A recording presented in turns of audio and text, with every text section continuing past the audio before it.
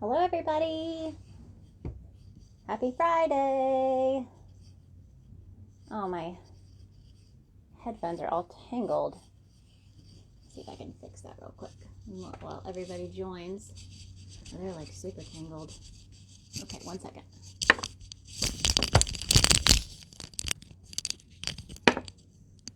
Okay. There we go. Sorry if you guys couldn't hear that. Okay, it's Friday. Hello, hello. If you guys hear any loud noises, we have construction happening right next to our house. So if you hear that, because of the construction, that means that my dog is in the office with me as well. So he may make an appearance. And then, of course, there's the cat who's probably going to try to jump up on the table 15 times during the live. But that's life, right? So I'm so excited that you guys are here. This is my Pink Sheep and Friends live. I try to do these every month or so 1 to 2 times a month. I'm always up for if you guys have ideas for people that you'd like for me to bring onto these videos to chat with you all. I'm always excited for that as well. Today, we are going to be talking to Savla of Savlabot. I was super excited to get to bring her onto this live because we actually had the opportunity to collaborate when we did our Christmas mystery boxes. So I am excited to have her on. She is here. So let me, I got to get comfortable in this chair first. I'm sitting here for a minute. Don't know why that's behind me. A whole bunch of stuff behind me in the chair. Okay. All right, so let's bring her on. Hello, everybody, and thanks, everyone, for joining. I'm so glad you guys are here. And she should be able to join. We shall see. I should have filled up my coffee again. I've drank so much coffee already this morning. It's just been, we got woken up at like, hello. Hi. Hi. I was just saying we got woken up at 6:30 in the morning this morning with the contractors that are over at the house next door. And we were like, for real, like 6:30. I mean, come on. Yeah. Actually, construction across the street from where I live right now, so I have my Yeah. closed. And then my neighbor is moving, so the moving people are yelling at each other a lot. So Oh. Hey, noisy. moving is stressful. Yeah. Well, they're just like, I don't know why they don't go closer to each other to ask Yeah. questions. Yeah, well, and it's a sad story because our neighbor's house burned down. Oh, Like it was actually just a couple, maybe not even a month ago. And so now they're having the big equipment to come out and like literally raise the whole, like tear everything down because he's trying to decide if he wants to rebuild. So I'm like, I'm not going to complain because I'm like, man, like I can't imagine what you're going through, you know. But we were like, I guess this is our life now, so we'll get up and, you know, try to get. And of course, my dog is so schedule oriented that he's so anxious right now. He didn't want to eat this morning because his schedule got thrown off, and now he's in the office with me because he can't handle the noise outside. So, but he's sitting very quietly and being very sweet right now on the floor. So there's that. yeah. Okay, well, I'm so glad to have you here. I've been excited to have you on the live because you are one of the makers that I feel like there are a lot of people in our community who have just done really cool things. Like you've maintained your space in the community and found where you kind of fit in with everyone, and have made some really cool stuff. And I think that's important, especially there are a lot of people out there, I think, who you know, want to make money in this community and, you know, try to make a living, whether it's part-time or full-time. But it can be hard to find a niche, I think, you know. And so I think bringing people on who have kind of found this niche where maybe they still make patterns, maybe they still crochet things, but they found other things within the community that have allowed them to make it a little more profitable.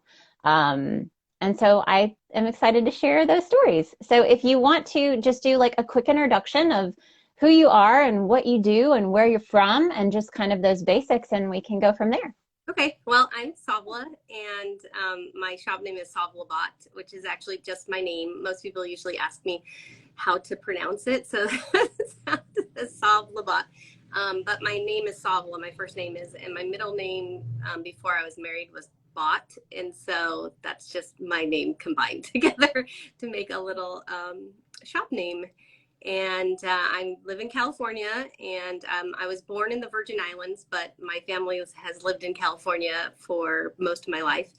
And right now I live on the Central Coast, and I started knitting and crocheting. I actually started crocheting first, and it wasn't, I was like a little kid. I was like 9. My mom taught me. And when I kind of got into college, I was kind of an older college student. I went to college when I was 24, 25.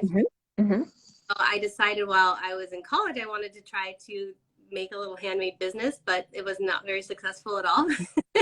So I did that for a long time, making stuff. And then just really within the last like 5 years, I'd say, I decided to do printables and other things. And I enjoy doing that more. So that was kind of how Savlabot really came about, was with the printables. But I kind of forgot where exactly I was going with this. Well, that's okay. But yeah. So what if with your crocheting, do you still make things now? And if you do, what is the goal for the things that you still create? Do you sell anything that you make, or is it all as gifts or for your printable marketing? Well, I started out like when I first started my Etsy shop, I sold things like little hats. My sister-in-law was the one that actually told me I should start selling stuff. And so I sold like baby hats and stuff. I thought I had this genius idea. I really did. It was a crochet hat that had a flower that you would attach with a button. And this was like in 2005. And Yeah. Interchangeable flower hats or something like that. And I just thought to take off and be on a crochet hat with a flower on it. It didn't quite take off like I had. But that's what I started selling really, was these crochet hats and these snake scarves. But now I do still crochet, and I used to sell at markets. So each year I would go to this one market in my hometown, and I would just make everything and go there and sell. And so throughout the years, that's how I kind of started on the printables, was at the market. I noticed that other vendors and people would come by, and that's all they would ask me about was my packaging. They would just say, "Your tags are so cute. Where did you get them?" "Oh, I made them." And they were like, "These are so cute." And they were just like, they kind of changed over the years to different things. But that was like the number one thing I noticed, is that people always, other vendors would come to my booth and ask me about how I did my packaging, how I made it. And so that's when I was like, I think other people want stuff like this. So I started stuff for some of my like maker friends, and then to add patterns, because that was the other thing. People would ask me where I got my patterns from. Most of them I wrote. So I added a few patterns to my Etsy shop with like a free printable to wrap your pattern with. Oh, that's smart. Yes. And this was way back in the day when you had to email people their downloads. Like they didn't have to back then, and you had to like, and I was still in college, and so I would be like emailing the patterns and the printables. And then when instant digital downloads came up, that was like the best thing ever. And I kind of stopped doing the patterns and just started doing the printables, because I started looking at what people are downloading and mostly opening the printable, not the pattern. So I was like, I think people are just buying my pattern to get the printable. So, and at that time, were you separating them? So at that time, did they have to buy the pattern to get the printable? Yeah, it was just pattern. I had a couple patterns, just a few really. One was like a washcloth, and then one day I just was like, you know what, I'm going to start making some face scrubbies. I think the face scrub and the cup cozy printable is what really started most of the printable, because I was like, I'm just going to make a face scrubby, and I want a package for it when I go to market, because everything I made, it would be like something I would make, and I'm always thinking about this market that I did at the end of the year. And so I stuff and make my packaging for it. And then I started adding it to my Etsy shop. And I called them facial rounds, and some lady sent me a message saying she called them face scrubbies. And so I changed the name of the packaging and added a second one. And it turns out more people call it a face scrubby than a facial round, because nobody really buys the facial round as much as the face scrubby one. Yeah. But it is smart to have both. I mean, when you start thinking about what people call things, I think that's important. And and I would go to the market. I haven't done the market anymore, because since the pandemic, they actually haven't had the market where because it's like in the fall, and so this year they're going to try to do a spring one, but Okay. I'm not sure if I'm going to do the market anymore. I just give away my stuff now because the market was a big deal for me. It was like where I made all my money at the end of the year for the holidays. But now, because I started selling more online, the printables and the little leather, like the faux suede tags, that now has become more of the main thing. So I don't really market prep as much. So. Yeah. How long have you been making printables now? Well, I'd have to say 2017 or 18 was when I really started making them. Okay. Before then, maybe 2015. I can't really remember. Yeah. It used to be where they were a part of the patterns, and they were never that popular when I had them part of the patterns. And then when I started separating them out, I feel like it was right around the time my son was born, which was like 2014, 2015 is when I just started making more general things for like specific items. And probably 2015, maybe 2000, somewhere around there. And how has that process changed for you? So I don't know, I don't want you to go in detail of like how you create everything, but do you have a graphic design background? Was it something that you just enjoyed? Has the process of creating them changed at all for you as you've continued to add things? Well, I don't have I didn't go to school for a graphic design or anything like that, but I've always enjoyed like making stuff. And so like when I was in high school, I did take a graphic design class, and I made a business card was one of our things. And I actually printed them out and handed them out to people. It was called the name of my, I wasn't anything. It just was literally a card. I still have them. I wonder if people still have these cards, but I just hand them out to people, and they would say nothing, my name on it, and had a little happy cat. And I really enjoyed like just making little things. So I just like make random stuff all the time. And I've always been really like crafty and like to make things. My mom's an artist, and so I grew up, and my father, he was also a very artistic, and so we just did a lot of art stuff. And then I worked for a long time doing graphics, so I learned how to use the programs. School photographer, and I managed the projects, which was just making like posters and flyers. So I became pretty proficient in like the Adobe suites because of it, and then I decided to start applying that to making printables. And I just felt like after going to the markets and seeing how many people had asked me about my packaging, that I felt like there was a need for just general, not necessarily brand specific packaging used to package their items, because it really, I think it really makes the product look finished. And definitely, I felt like that's why, because I've always done very well. I mean, I only go to 2 markets. This one is a really big one that I've gone to, and I've done a few other ones, but people always would talk about my packaging. It makes a big difference. Just like bought stuff and packaged it and pretended like I made it too. And I just said that it didn't look like somebody just made it. And I was like, I did, and I packaged it myself. Yeah. So. I know for me, when I noticed the biggest difference, and I think this is where a lot of people, it's easy when you go to a show to just kind of put your stuff on the table. I mean, even when I first started making like the coffee koozies, just the plain old, I've actually got one. Let me see. I've got a really old one I can show you. Yeah. Okay. So, and I added this for myself. I had bought my first ever custom labels, the leather labels. And this was what it looked like. Just this little bitty, look at the little sheep. That's my very first logo for Pink Sheep Design.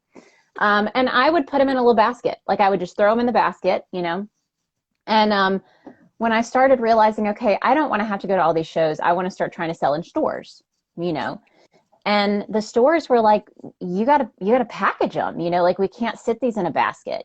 People are going to be touching them. They might walk off with them. Like there's got to be something, you got to have a way to mark the price. Yeah. And I bought the little cello bags, to put them in, but then, you need your brand, like you need to have something about what it is. So I was like you, I didn't have a background in graphic design, but I worked in the fitness industry in higher education. And in higher education, you wear a lot of hats.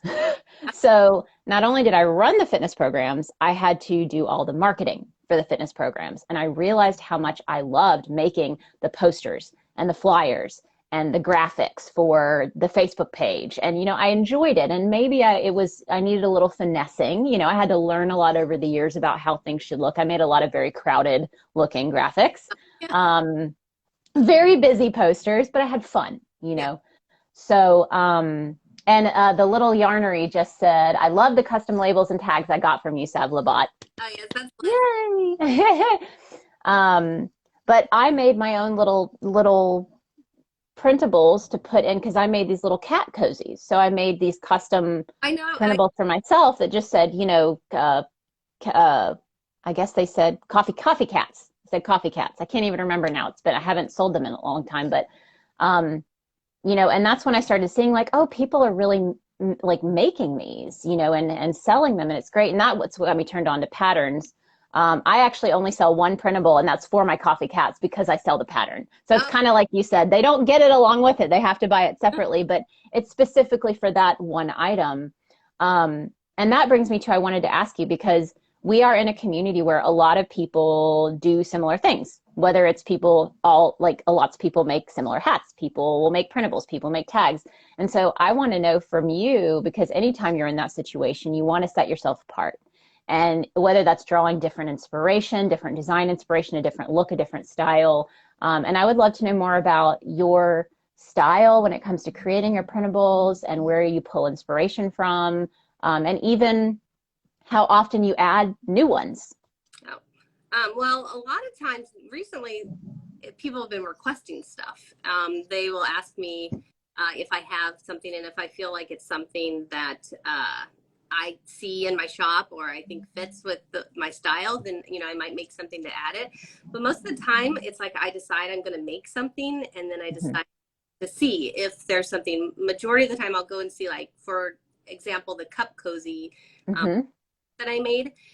That one, there was only like one other person that I saw had one. It was like out, and I thought it wasn't something that fit my style. It had like some notes on it, and I was like, guess I should just make my own. So I just made my, and I made it in a style that I liked, and that's kind of most how I go. I just like use fonts and designs that I like, and then it's for something that I'm making. And same with like scrunchies, when I started making scrunchies, and that's kind of like how I start usually, is like something that I'm working on, like a project, and then I decide, oh, I probably should have a printable to display this. So I felt like, actually, I think that's how I found you first. I think I started following, and it was the cat cozy. That's what I said, and I thought, so cute. It's like, that is so cute. I love that little cat cozy.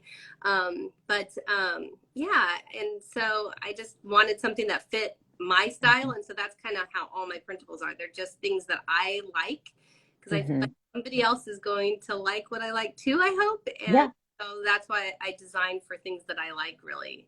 And that's usually where I start. That's smart. And I like when you said that you go on and kind of see what's out there, because I do the same thing with patterns. You know, I know when I made one of the big ones was my overalls. When I crocheted my overalls and did the pattern, I wanted to see what was already out there, because if there was something similar, I wanted to try to find a way to make it my own, you know. Luckily for me, there were none. I think there were some vintage crochet overall patterns. I think there was maybe a granny square crochet overall pattern out there, but nothing like what I made. It's so funny now, because I go on and there are a lot of them, and I'm like, I would like to think that I started a trend, you know, maybe not, but it's one of the few times where I'm like, now I'm seeing a bunch of different overall patterns. But that's something I like. I think that's something that I think is good advice for people too. So if you're like, because I think people think it all the time, well, somebody's already doing that, so I can't do it.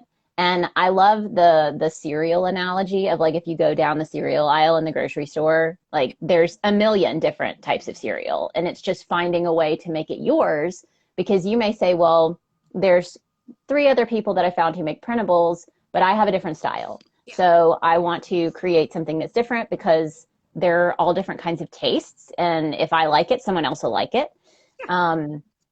And I think I like to think that there is room for everyone, because I know for me, there's tons of different crochet stickers out there, but I wanted to create stickers that were my style and were different. So I think that's awesome because I just had the Naughty Boss on, and she makes printables as well. And I love seeing how different makers approach these different areas of this crochet world, the knitting world, because you make knitting printables, right, too? I do for knit and crochet. I know who That's what I thought. he makes really good printables. I actually send Hmm. people to her sometimes because they'll ask me if I Yeah. make a printable, and I was like, I'm not gonna make that. And but then that Yeah. really good job. She has it because I think she has Yep. the cutout of the Uh-huh. your head, and I Yes. it's something Yep. people ask me all the time to make, and it's Hmm. don't think I need to because hers Yes. better than anybody else's, and I can't do that. So I send people oftentimes and say she has the cutout head, so I would just Yeah. her. She makes really nice printables. So And I love to do that with crochet patterns. If I make something and someone says, will you ever design this in a lighter weight yarn? And like, if I'm being honest, no, I'm not, because I only work with super bulky yarn. And so, but I'll say like, that's why I do like pattern roundups, so I'll do a pattern roundup on my blog of like, here's a whole bunch of other designers that use different weight yarn and have a different style. Maybe it's a little more intricate. All of my stuff's always going to be basic. So it's finding a way to also create that community among makers of knowing what other people are doing so that we can kind of, hey, well, this person does it. I may not want to do that, especially with custom orders. If people are looking for people to make something and you say, that's just not really something I want to mess with right now. sometimes I never know how they're going to respond when I'm like, I'm just not going to, I try to say it in the nice Yeah. way that can be conveyed through Hmm. a message, but Yeah. I really feel like my shop has to be representative of me and the things Yes. I like. And if people ask me to make something, I just say, yeah, that's doesn't really fit my style, but you can find it. And if I know of somebody else that makes something similar, I will direct them to that. Yeah. Yeah. I think that's the best thing we can do. Yeah. And that brings me to your labels, because I loved getting to do the Christmas Oh, labels in yes. the Christmas box. That was fantastic. We had great feedback. And I couldn't remember how long you said you'd been doing those labels when you started doing. Long. I'm almost at, I can't even remember. I think I started in 2020, so it'd almost be 2 years that I Okay. got in July. Mm-hmm. That wasn't as long. I actually, when I got my laser, I had wanted to make a button to attach pom-poms onto, Mm-hmm. and that was the Yeah. reason why I bought the laser. But then there were other people that had started making pom-pom buttons, and so I was really hesitant to add it because Mm-hmm. I felt like, there was already some out there, but mine were Mm-hmm. different. And I actually was encouraged by somebody to really, Ah. she and her daughter, they kept messaging me saying, your buttons, I really need these buttons because they're not the same, they're different. So I decided Mm-hmm. to go ahead and add them because they were the ones where you use, like a lot of people use pom-poms that have elastic loops. Mm-hmm. I make my pom-poms, I use hair ties and with an elastic loop, and I had been wrapping it around this button that my mother-in-law gave me, but they don't make them anymore. So Uh-huh. that's why I wanted to make buttons similar to these buttons, but designed specifically for pom-poms. And so that's why I bought my laser, but then I was nervous Mm-hmm. to do the buttons. So I started doing the little tags because Yep. just like little symbols and like little icons. And I Mm-hmm. found to markets, that's what people wanted. Like I did some branded ones and I did some just like hearts and what else did we have? We had hearts and a couple. It was me and my friend, and I did some branded ones, and the ones with the hearts were the most popular. Everybody wanted a beanie with a heart tag. Ah. That's Yeah, what I love that you did the mini ones I, because I felt like that was something I had seen a lot of ones for hats, ones like the size I showed you that are kind of, like the 1 by 1 or 1.5 by 1.5. Um, but the idea of putting a little flip over mini tag on the coffee cozy, I was like, that is super cute. So that's really fun. so that's what I usually am like. Yeah, mini. There, it's a good size because it works on so Hmm. many different things. And then I was really into making scrunchies right at the same time. Hmm. I added labels, so I made the little tiny, tiny ones that Yeah, on scrunchies because I make a lot of scrunchies. That's yeah. Do you still make a lot of scrunchies? You said you do give them away, I have or some. you just use them? I use a lot of them and I give them away. And I kind of feel like I have a little trick that I like to do sometimes when I go places. I take my little knitting bag or actually Uh-huh. I take my scrunchies mostly. So I take a little bag and I will crochet scrunchies and just like throw them at people when we hang out. And my niece is, Ah, but I went to work one day and I just took my scrunchies when I used to work. I would go and visit my work sometimes and I would just mhm. make scrunchies while I was there and give them to people. And I Ah, I was like a magician or something because I would just like make a scrunchie and then give it to them. yeah. Shanna Bell Design says she loves your velvet scrunchie pattern. Oh, thank Just you. said that in the comments. So yeah, I have one scrunchie pattern, but it's like you actually kind of crochet a big rectangle and fold it over, Yep. you know? I did. So it takes a little bit longer. I feel like I would rather probably make one where you actually kind of crochet onto the elastic and then grow from there. I feel like that would probably take a lot less time. No, Oh, you're not someone said, a really good pattern because I've tried it. I did a oh, fundraiser and I made your scrunchies ah, for this like fundraiser and they I think that one sold first. yeah. I feel like the one I make though, you can't really double twist it very easily because there's so much fabric. So I usually tell people with that one, you put your hair up first and that goes around it. Oh yeah, yeah, yeah. I did like yarn weight when I made yours. It was a Okay. it was like a I guess it would probably be DK weight maybe, but Okay. like a cotton. Yeah. Yeah, they were great. Little Yarnery says I should throw coffee cozies at people. I think people would like that. This is really Surprise. cozy. Yeah, that's funny. Uh, so I did want to talk to you. I'm kind of preparing a business talk for Pam Grice's Crochetpreneur Business Summit that's happening, I think, in May. And I'll be talking about that more as it gets closer. But I'm trying to prepare a presentation for it. And one of the things that I wanted to talk about is the way that people set up their Etsy shop for success. And what I mean by that is how they choose to do their listings. And something that we got to talk about in our chat before we came on here was the difference between custom listings and having everything ready to ship. And we talked a little bit about that. And I know you do almost exclusively ready to ship. And I wanted you to talk a little bit about that and specifically, and for people who are listening, why that worked for you and what the plus sides have been of you choosing to, instead of having a bunch of custom listings, to have more of these ready to ship items in your shop. Well, for me personally, I like just little icons and stuff for like the little tags and even for like obviously all the printables are digital downloads that are ready to go because some people it's like you might have a last minute project. I do have a lot of people that will message me and be like, oh, I have this last minute thing that maybe they need it in a week or two, and so having to wait so many weeks for your custom order is kind of hard. But me personally, just my schedule, doing custom was, I just felt like it was going to be too time consuming. And so, and I felt like there was probably a need for other people like me that wanted to have stuff that was a little quicker to get Mm-hmm. and use. And so that's why I decided. And I feel like eventually, even if some of my like designs are not like sell right away, because like not everything I list in my shop is like sells super right away, but Mm-hmm. be somebody that'll want it. I always believe. So I like having just the quickness of something like a last minute project that you have, you know, there are a lot of people out there that will be like, oh, I just decided to do this market and I need something. So I need a printable or I need a tag. So, Mm-hmm. and then obviously my schedule, I just really, cause I'm a stay at home mom and then Mm-hmm.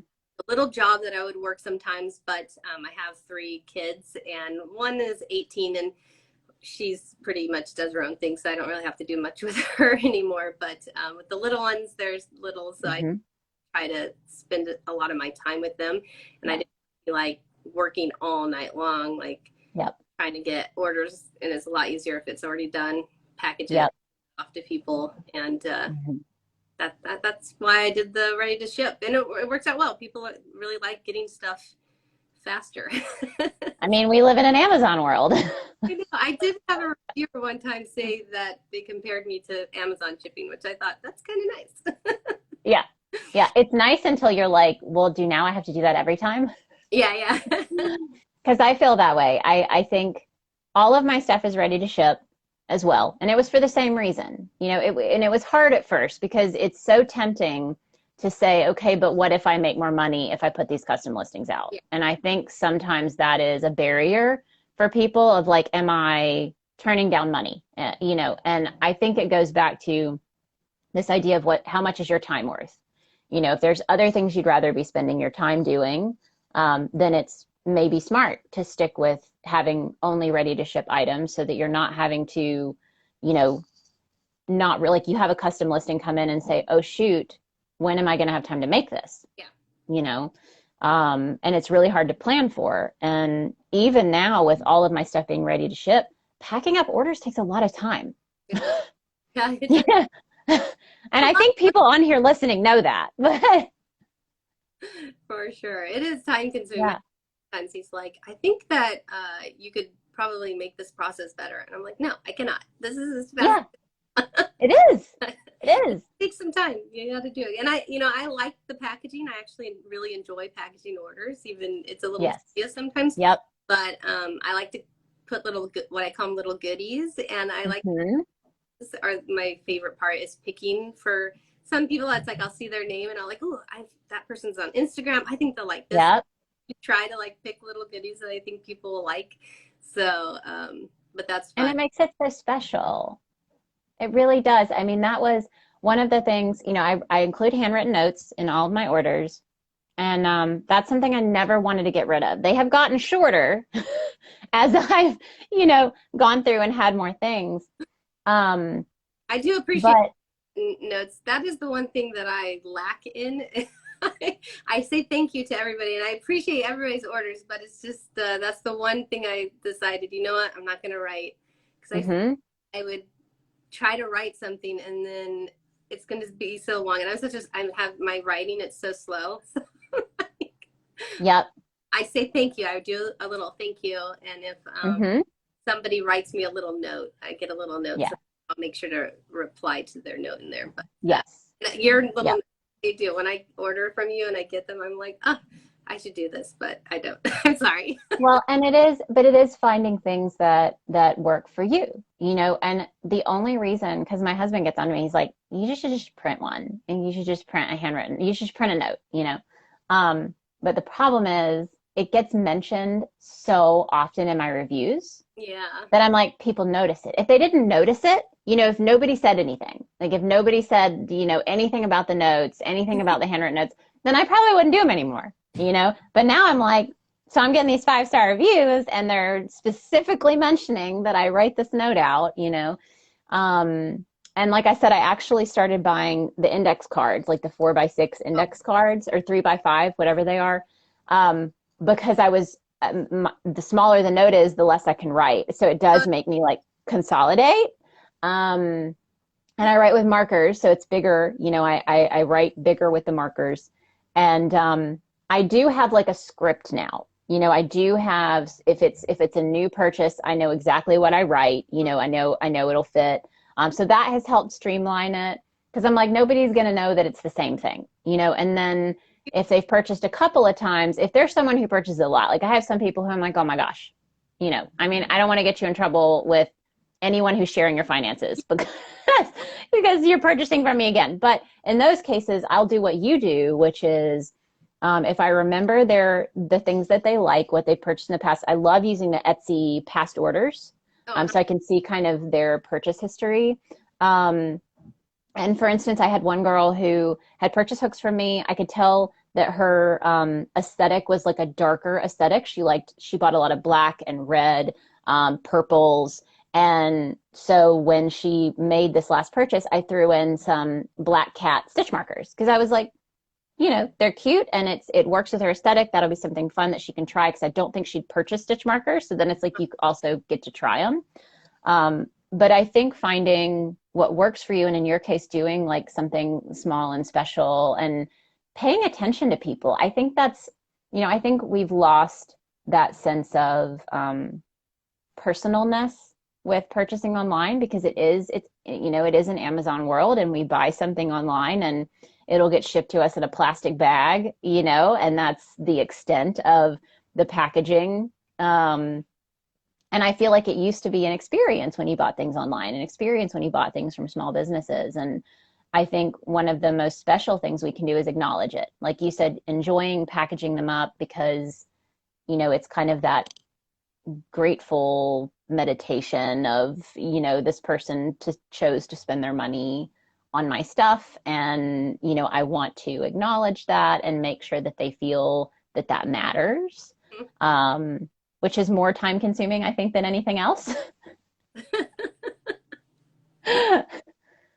But I think it's important. So that's why I do it, because I like the little goodies. To me, are my gift to you, to really just say thank you. And I hope you like this too. I actually had one lady who I put a tag in, and she did one tag with something like what I added in. And I didn't know, but she just happened to need one tag, and she's like, I needed that one tag. Oh, that's perfect. How I was going to get it, and you put it in my order. So I was like, ooh, I wonder how many times that happens where I just happen to give a tag that was convenient for something that person was doing. So probably more than you realize. Yeah. So I like, and I like doing little extras. Like at first I was doing stickers, but I just have my robot sticker, and I was thinking, like, how many of my robot stickers does somebody need? They probably need one. Yeah.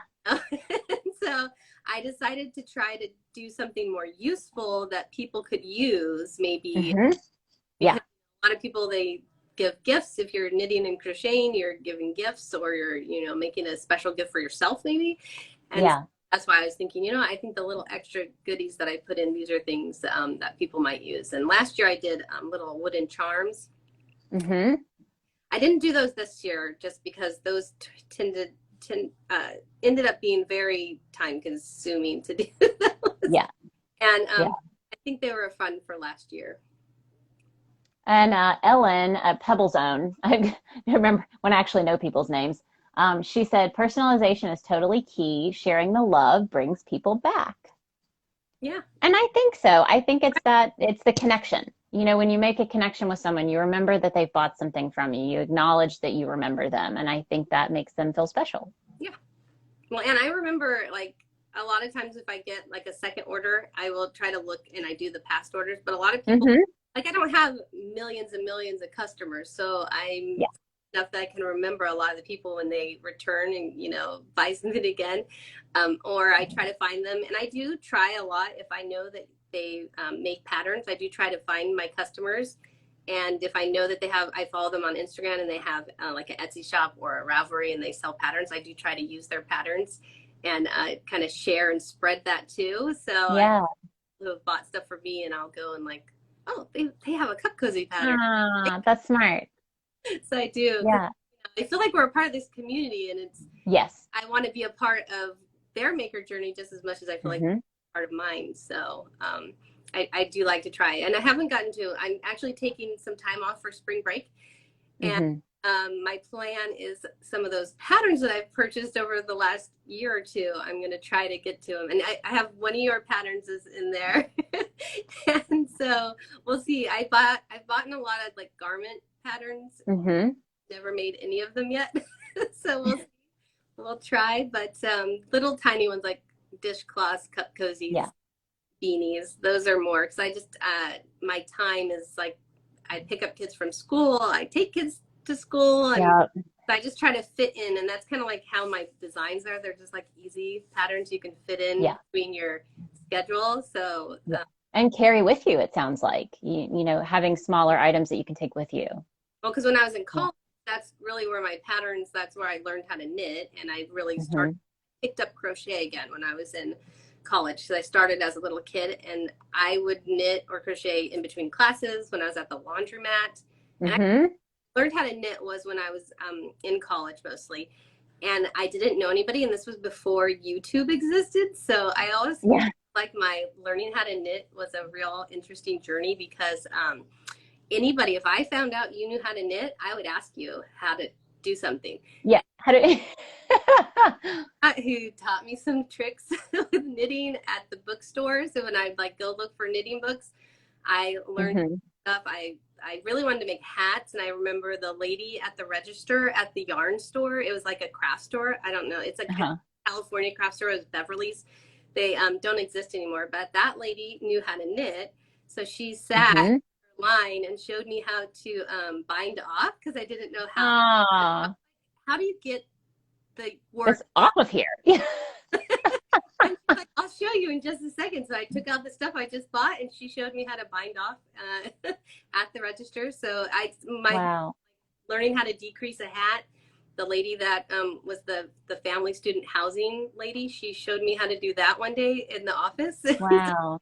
ask random people because I didn't. There was YouTube really didn't exist, so you couldn't like search YouTube to find a video, and then I didn't know like what things were called, so it was really hard Yeah.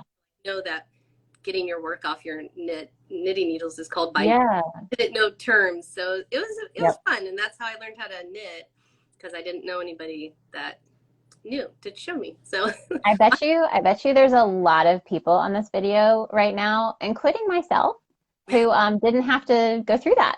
I know I was in grad school because I learned in high school, learned how to crochet and knit in high school, just the basics, very basic. I don't think I made anything other than a scarf. Can't remember for sure, but I don't think I did. And in grad school, I tried to pick it back up again. And I was like you, I was like, this is not like riding a bike. I don't remember how to do this stuff. I don't, and maybe I didn't learn it. Again, like I may have only learned very specific basics, but I couldn't remember how to cast on oh to my yeah. knitting needles. I was literally sitting there looking at them like, how do I get the yarn on the needle? Yeah. But at that time I did. I got on YouTube and I searched, and at that point there were tons of videos, that were just like, here's how I do it, here's how I do it.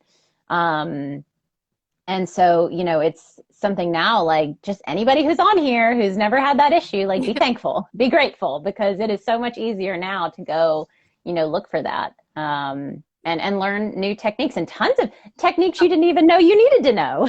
Well, I'm learning. I felt like I learned how to crochet when I was a little kid, and my neighbor crocheted, and we used to crochet hats with her all the time, and so that was Mm-hmm. a lot of fun. And then my friend's mother crocheted, and she taught me how to make a crochet hat that wasn't a hat, because the first hats that we'd make these hats that were for people with big hair, because with my family we all have a lot of hair. Mm-hmm. Mm-hmm. And so that was the kind of hats. And my mom learned to do her crochet like on the island. So it was only like this one Mm-hmm. kind of style hat that we learned. It was mostly for people with big hair or dreadlocks. So that's the kind of Yes. that I knew how to make. And then when I got older, my friend's mom showed me how to make like a regular beanie that like a normal, Mm-hmm. not big hair or dreadlocks would wear. Yeah. And so that was fun. And I learned a new stitch. That's when I learned the half double crochet. Mm-hmm. Oh, my favorite. I saw you about that, and I was like, that's my favorite stitch too. And so I really do like that HDC. But yeah, and then I've just been able to keep going with that. But knitting was a little harder because I knew a lot more people that crocheted. So Mm-hmm. I was able to kind of get taught from a young age, and it was ongoing. And I always loved crocheting. Like I did it all the time, and I tried to teach. Yeah. I would have hooks with me all the time just in case somebody wanted to learn how to crochet. Not as You wanted to share the love. but yeah, and when I was in college, I would just be like making stuff all the time, and people would be like, "What are you making?" And I was like, Yeah. I'm making a scarf, or this is Yeah. for my daughter. My daughter had. Sometimes when I look back, I feel like it's when you were talking about your posters that you made. I just think, what? Why did I make that? Like, it's Yeah. so weird. My Yeah. daughter, for Easter hat one year, it was really interesting. It's creativity. That's all it is. Yeah. It's funny to see where you started to where Yes. sure. Yeah. I was actually surprised when I looked back, because it turns out I was looking back at I say really old pictures, but it was in grad school when I really picked crochet back up again, picked up knitting again, and tried to sell them in a little boutique that I was working at part-time while I was in school. And I was already gravitating towards colorful things, so colorful yarn, and chunky yarn, because the stuff that I was making was, I was making the main things were these little slippers that I made using homespun. So that's, I think, a 5. Yeah. And then I had bought this really chunky red and purple yarn that I was making hats out of. It had to have been it was like a size 6 yarn, but I have no idea what yarn it was. But, so I definitely kind of maintained something, but then like finessed it, so I knew what I liked, but I had to figure out how to kind of move that into something that would actually be profitable or, marketable, something that I really could kind of stand behind. But the journey is definitely a fun one. Yeah. So I would love to know, let me see how much time we have left. Oh, we've still got plenty of time. I wanted to ask you, for people who may be watching now, and again, I do put this, if anyone's watching and maybe you came in late, I do post this to Instagram. This will stay on my Instagram feed, but I also post it to YouTube. I have a whole playlist on YouTube that is called Maker Chats, or I think it's called Pink Sheep and Friends now, that, has all of these. But I would love to get kind of your advice, and it doesn't have to be super specific, but if someone's kind of just starting out, maybe they learned to crochet during the pandemic, which a lot of people did, and they're saying, I could maybe make some money off of this, or maybe I want to do something like making buttons or making hook handles or making hooks or, something within this community. What would kind of be your advice for someone who wants to kind of turn this into a business, whether that's part-time, full-time, but just, getting that inspiration and making it happen? Well, I actually get asked this sometimes by people, and I always tell them the same thing. I think you should do something that you enjoy making. I don't think, because I had somebody that really wanted to start a crochet business, and she was asking me a lot of stuff, and it turned out she doesn't like to crochet. So I thought it was really a weird thing for her to want to do business, but she felt like she saw people doing this and being profitable off it. And I was like, well, all these people that you see finding success in their crochet businesses is because they enjoy doing it, and that's why they do it. And so I feel like first, any kind of thing, if you want to make a hook because you like, I love your hooks. One thing that they can stand up. It's one of my favorite features on your hook for sure. But you needed something for you that you wanted, you made it and decided to share it. And I think that is really like something that you enjoy doing. You guys like making the hooks. It's something you get to do with your husband. And so I think that's the main thing. You need to find something, like if you have a craft that you really enjoy doing.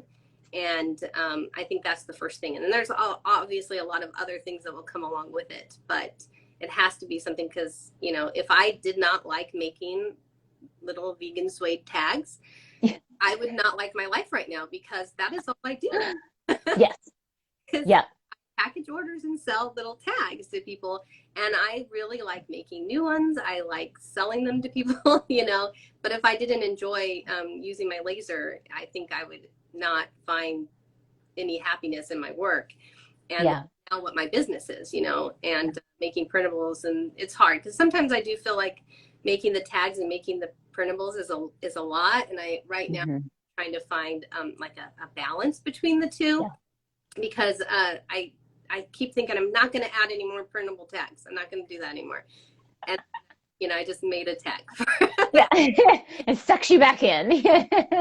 Start gearing though towards adding maybe one free tag here and there. Sometimes making a whole, because like that was one of the things when I started adding my printables was I like to have options, because I feel like when I found out that lady that told me about the facial rounds and the face scrubbies, people kind of use different ways of saying things, and then there's the knit and the crochet. So I try to add at least 5 in a design that has maybe some wording so it can work with a good amount of people.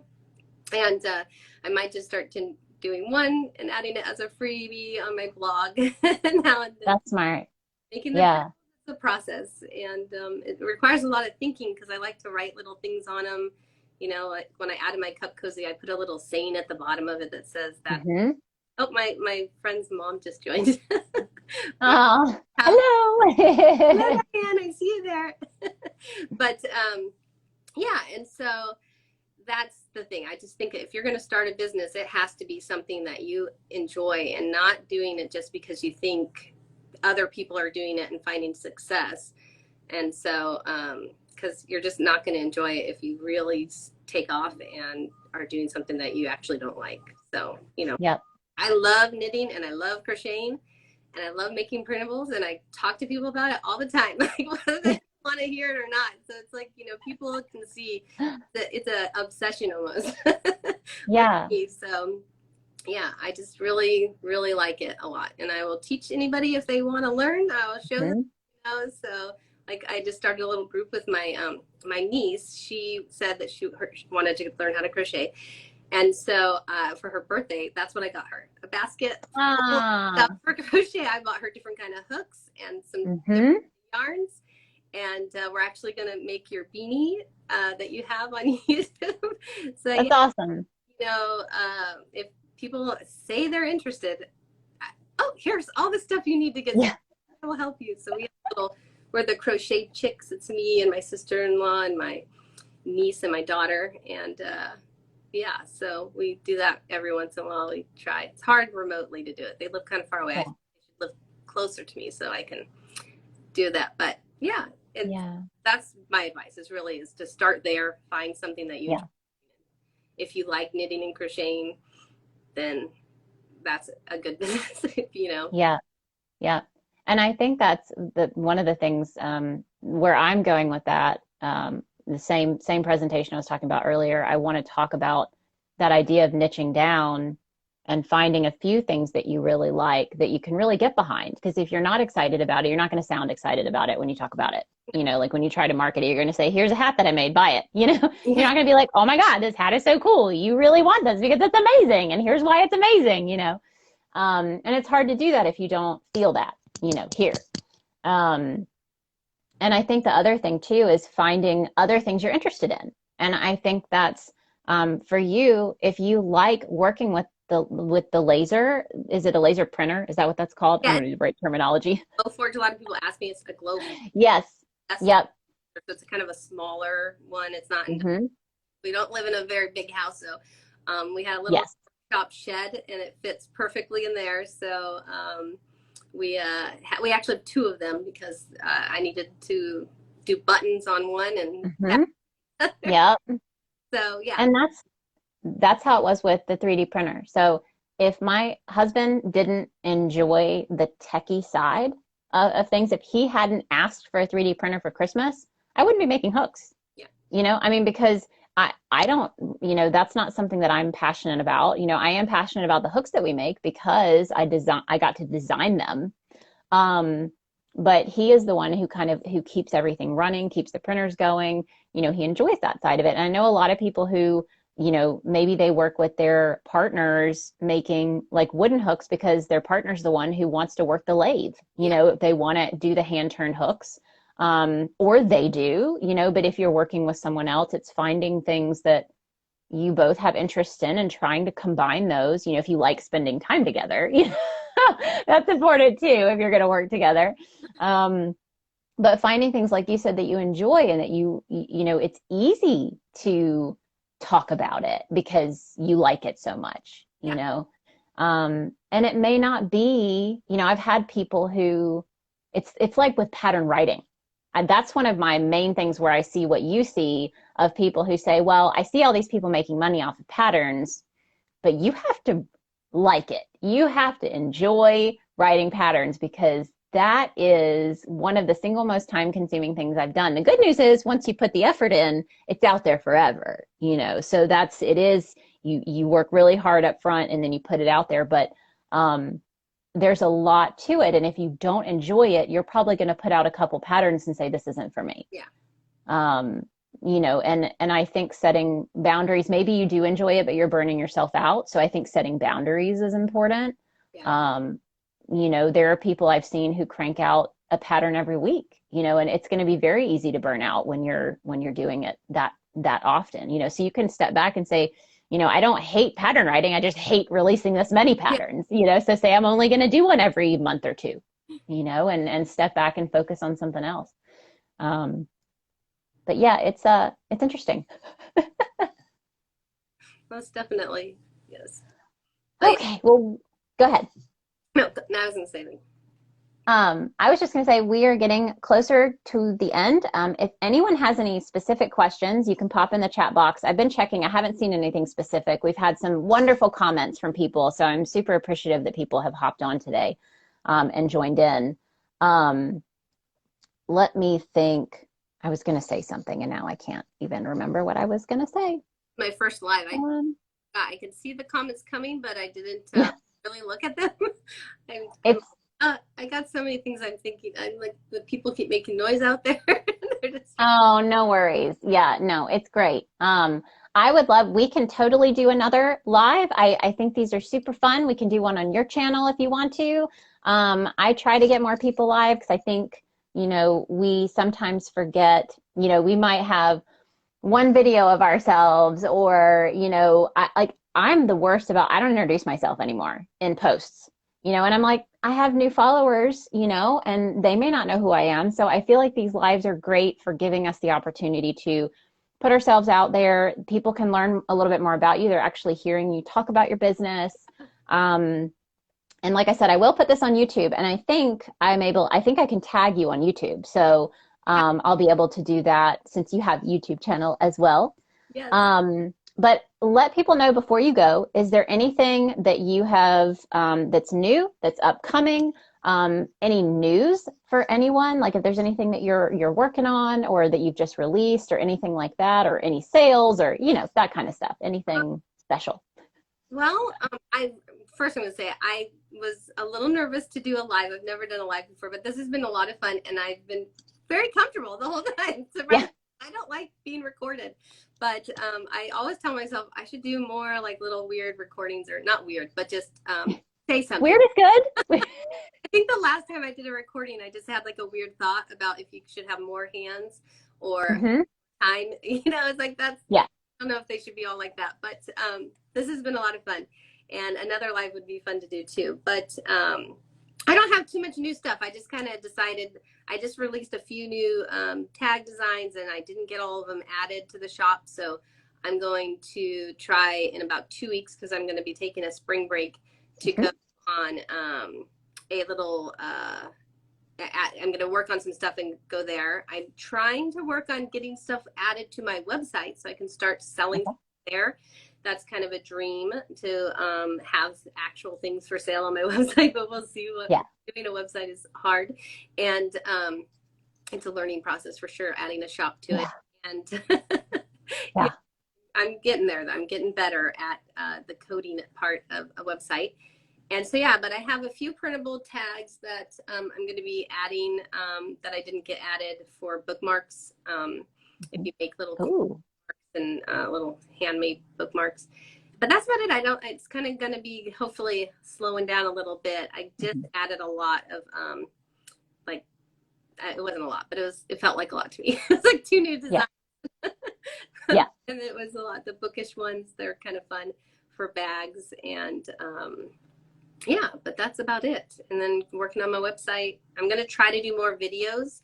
I'm trying to go back and get all my patterns kind of in video, like that's smart. Pretty simple, like a cup cozy. But I have people that message me a lot asking how to do certain parts, and I think it'd be easier if I just had a video to send them. That's true. That's really smart. Yep. Yeah, I feel like Etsy, adding things to Etsy is probably one of the most time-consuming things. And then you're like, I just spent all day and I have 3 new listings in my shop. Yeah, I only had 2 designs. So I love typing, and one of them I forgot something in there, but luckily I have very nice people that will help me out when I make mistakes. So they let me know kindly. Well, and we had Mickey Otterly Yarn says that she loves these chat with friends live streams, and she said that you did a great job. Oh, thank you. I appreciate that. I always feel so nervous, like I'm a mumbler. No worries. And we have plenty, especially like the first one. I feel like it's always easy because it's just everything about your business, and there's usually plenty to talk about, you know. I'm just glad you felt comfortable. I am going to continue. I've got a few more people that I lined up that are new that I'm going to be bringing on for the same kind of thing, getting to know you, letting other people get to know you. But then I'm probably going to go back and start bringing people back. Okay. And we'll probably like pick a topic, like a broad topic that we can just talk about with the people in the chat. So there will be a little more interaction and they can let us know what they deal with, and, you know, things like, I don't know, inspiration, business, Etsy, you know, all kind of broad overarching topics. And then people will be able to ask questions and we can interact a little bit more with the comments, which is always fun. Yeah. I don't get to do that as much with these since, you know, I like to try to cover a little more ground with whoever's on. But yeah, I think that's everything for today. And for anyone watching, thank you, thank you, thank you. If you're watching the replay, thank you as well. And this, I usually go live Tuesdays and Fridays. Tuesdays on YouTube at 12 p.m. Central Time, Fridays on Instagram at 12 p.m. Central Time. And these Pink Sheep and Friends interviews, I do try to give a little heads up the week before or the week of, before they go live on Fridays. Those are always on Instagram. But like I said, you can rewatch them. If you want to see some of the past people that I've interviewed, you can check out the playlist on YouTube. Or if you're joining in on this one late, you can check that out. I'm going to upload that in just a few minutes so you can watch it from the beginning. But go check out Savla on all of her channels, on her Instagram, on her YouTube. What else do you have? You got a website, you've got Etsy. You're all over the place. Shop is going to be closed, though. Okay. Starting going out of town. So we're going on a little weekend getaway. So it's going to close tonight, and then it's going to be for that. But go favorite it. They can go favorite the shop. They can favorite it for later. Bookmark a whole bunch of tags so you can buy when she gets back. I'll be there because I'll be on vacation mode for a week. Yeah. That little Etsy strike vacation mode, and then the week after is my kids' spring break, and I'm just going to have printables available. So you'll still be able to find the shop. You just won't be able to find the buttons, the tension fork, or the little suede tags. Those listings are activated. But then I'll be back at the end of April, and everything will be back up. So awesome. Yes. Well, it was so good to have you on. I will definitely pick a time for us to come back on, and we can pick a topic to chat about. And yeah, that's all for now. So we will talk to everybody later. All right, bye. Bye, guys. Bye. Watched along.